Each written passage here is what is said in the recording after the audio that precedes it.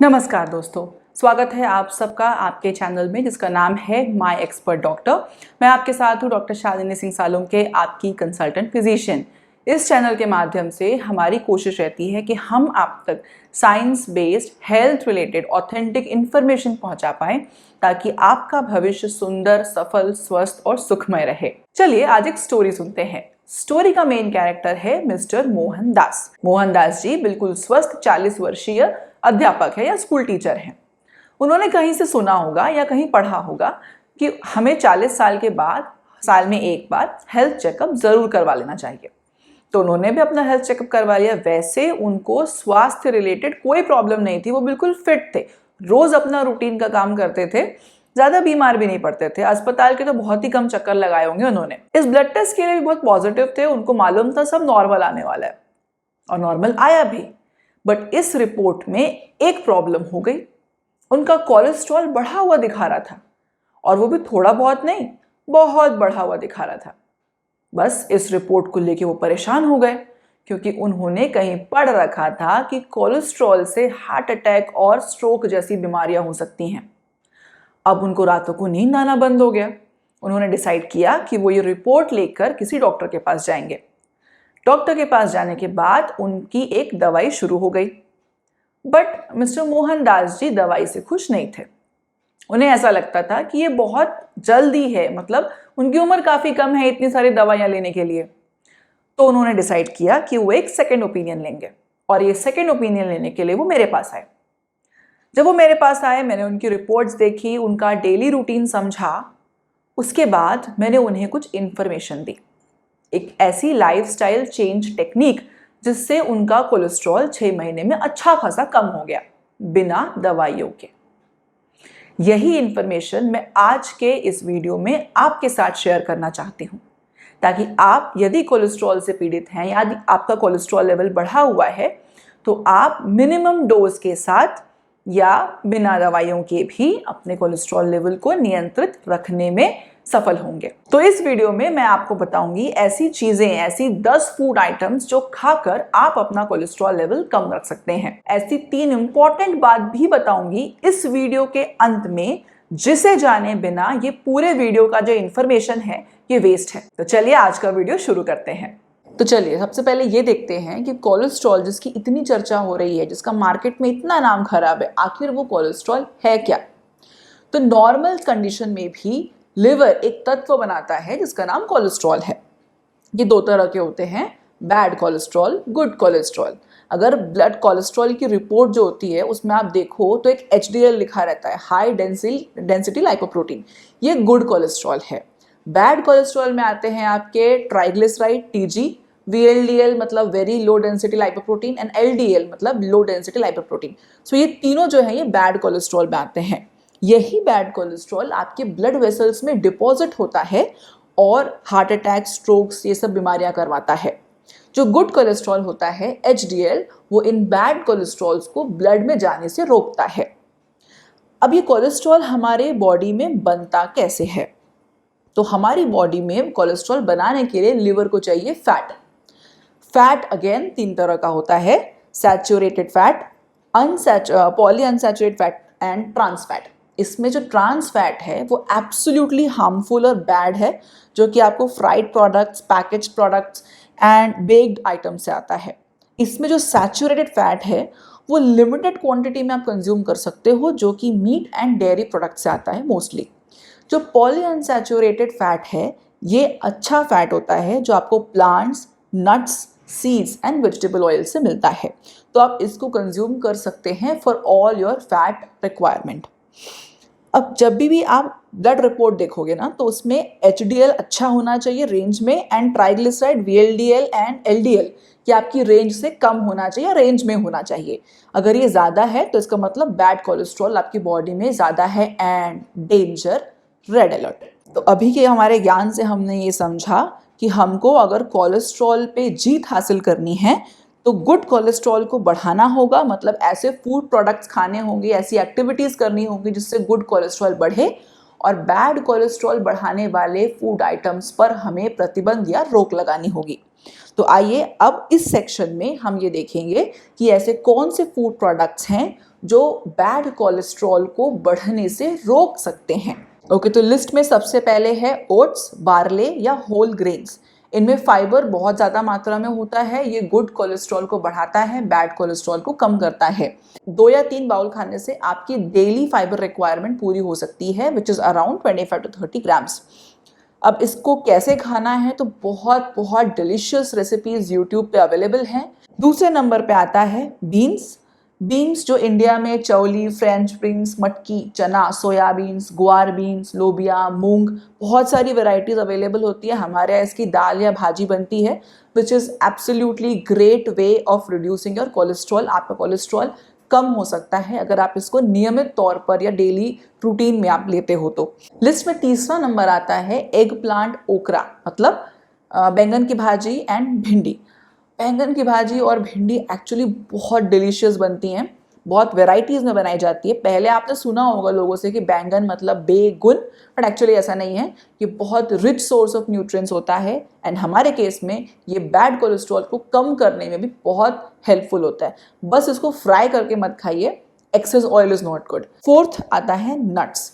चाहे आप आलमंड लो, बादाम लो, काजू लो, आप किसी भी तरह के नट्स कंज्यूम कर सकते हो।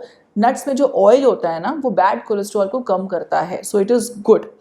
इसके अलावा वेजिटेबल ऑयल्स हैं हमारे लिस्ट में, 5वां नंबर आता है उनका। जैसे आप शेंगदाना या ग्राउंडनट ऑयल कंज्यूम करते होंगे, सैफफ्लावर ऑयल है, सनफ्लावर ऑयल है, ये सारे ऑयल वेजिटेबल ऑयल से कैटेगरी में आते हैं, which is also a good source of good cholesterol.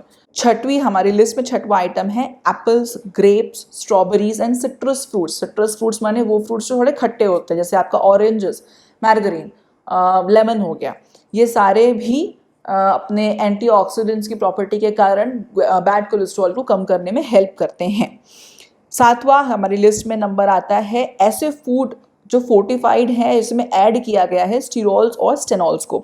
अभी स्टीरोल्स और स्टेनॉल्स क्या होते हैं, ये प्लांट गम के द्वारा एक्सट्रैक्ट किए जाते हैं। ये अच्छे कोलेस्ट्रॉल को बढ़ाते हैं और कोलेस्ट्रॉल एब्जॉर्प्शन, जो ब्लड से कोलेस्ट्रॉल एब्जॉर्प्शन होता है, उसको कम करते हैं। ग्रैनुला बार्स, ऑरेंज जूस, चॉकलेट्स, इस तरह के कुछ फूड आइटम्स में ये फोर्टिफिकेशन के द्वारा मिलते हैं, आप उसे भी कंज्यूम कर सकते हो।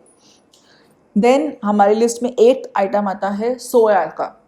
तो सोया की यूजुअली हमारे यहाँ भाजी बनाई जाती है, बट आजकल soya milk and tofu as soya paneer भी अवेलेबल है, आप उनमें से कुछ भी कंज्यूम कर सकते हो। 9th लिस्ट में है हमारे फैटी फिश।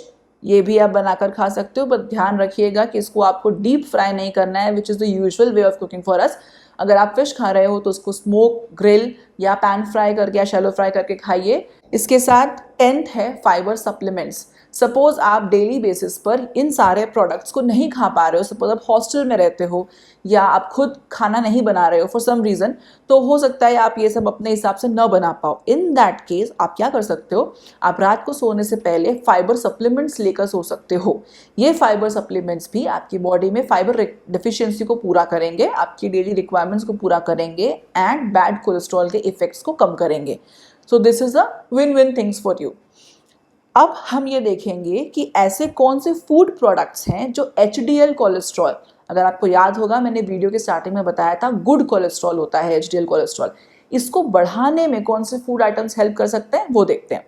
तो HDL कोलेस्ट्रॉल बेसिकली डिपेंडेंट होता है नियासिन नाम के एक विटामिन पे। तो वो सारे फूड प्रोडक्ट्स जिसमें नियासिन अच्छी मात्रा में है वो गुड कोलेस्ट्रॉल को बढ़ाएगा। वो कौन कौन है? नंबर 1 पीनट्स या मूंगफली, शेंगदाना। Number 2 avocado. हालांकि इंडिया में एवोकेडो इतनी इजीली अवेलेबल नहीं है, बट एवोकेडो गुड कोलेस्ट्रॉल को बढ़ाने के लिए बहुत हेल्पफुल है। प्लस इसमें कुछ ऐसे प्रोडक्ट सब्स्टिट्यूट्स भी हैं जो हार्ट के लिए बहुत अच्छे होते हैं, हार्ट हेल्दी होता है। सो अगर आपको मिल पाए तो आप डेफिनेटली ले लो, नहीं तो सस्ते सुंदर टिकाऊ ऑप्शंस भी हमारे लिस्ट में हैं, उनमें से कुछ भी ट्राई कर लो।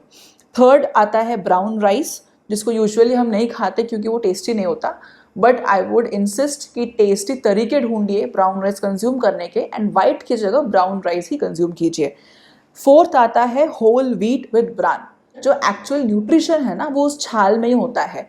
सो उस होल व्हीट रादर देन जो खपली गेहूं बोलते हैं ना, वो होल व्हीट गेहूं प्रोडक्ट्स वो है वो आप कंज्यूम कीजिए, वो गुड कोलेस्ट्रॉल बढ़ाने में हेल्पफुल होता है क्योंकि उसी में नियासिन है।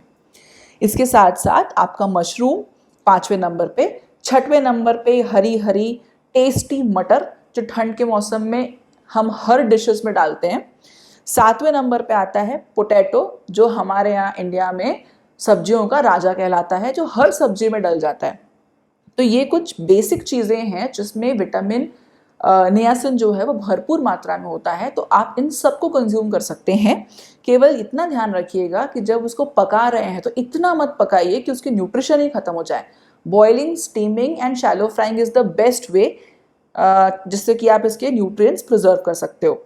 तो ये सारे फूड प्रोडक्ट्स आप खा सकते हैं अपना कोलेस्ट्रॉल इम्प्रूव करने के लिए और बैड कोलेस्ट्रॉल कम करने के लिए। जैसा कि मैंने आपको प्रॉमिस किया था, बहुत इंपॉर्टेंट 3 पॉइंट्स मैं आपको अब बताने वाली हूँ। बिना इसकी जानकारी के आपने अभी तक अगर वीडियो देखा है तो वो वेस्ट है।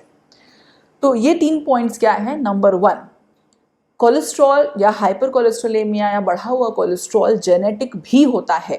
सो सिर्फ खाने पीने के कंट्रोल करके, अच्छी चीज़ें खा के आप 100% इसको इम्प्रूव नहीं कर सकते हो। कुछ कंडीशंस में हमें इसके लिए दवाइयाँ लेनी पड़ेगी, बट ये बहुत कम % होता है। दूसरा, यदि आप डायबिटिक हो और 5 साल से ज़्यादा टाइम हो गया है आपको डायबिटीज़ हुए, तो आप कोलेस्ट्रॉल की दवाई मिनिमम डोज वाली वो खाना शुरू कर सकते हैं अपने डॉक्टर की सलाह से, क्योंकि डायबिटीज़ एक मेटाबॉलिक डिसऑर्डर है जो आपके बॉडी में कोलेस्ट्रॉल फॉर्मेशन को इंक्रीज़ करता है, बैड कोलेस्ट्रॉल फॉर्मेशन को। तो इसीलिए उसके कारण कुछ प्रॉब्लम ना हो आगे जाकर, उससे अच्छा है आप सही टाइम पर डॉक्टर से सलाह लेकर कोलेस्ट्रॉल की दवाई शुरू कर लें।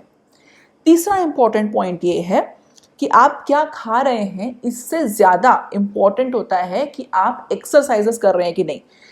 बहुत से केसेस में ये देखा गया है कि अगर एक्टिव लाइफस्टाइल अपनाई जाए, फिजिकल एक्टिविटी इंप्रूव की जाए, वॉकिंग हो गया, एक्सरसाइज हो गई, साइकिलिंग हो गया, योगा हो गया, तो आप अपने कोलेस्ट्रॉल लेवल को बिना दवाई खाए भी कंट्रोल कर सकते हैं। अगर आप इनिशियल स्टेजेस में हैं, लाइक आप 30-40 ईयर्स के अराउंड है और पहली बार पता चला कि कोलेस्ट्रॉल बढ़ा है, तो सबसे पहले आप अपनी लाइफस्टाइल में चेंज करके उस कोलेस्ट्रॉल को कम भी कर सकते हैं। तो कैसा लगा आज का वीडियो आपको?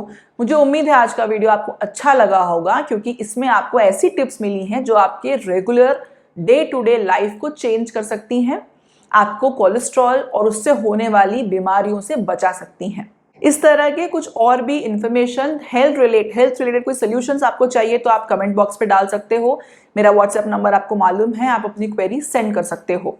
इसी तरह के इंफॉर्मेशनल वीडियोस के साथ मैं आपके सामने आती रहूंगी। तब तक के लिए अपने अपने घरों में स्वस्थ रहिए, मस्त रहिए।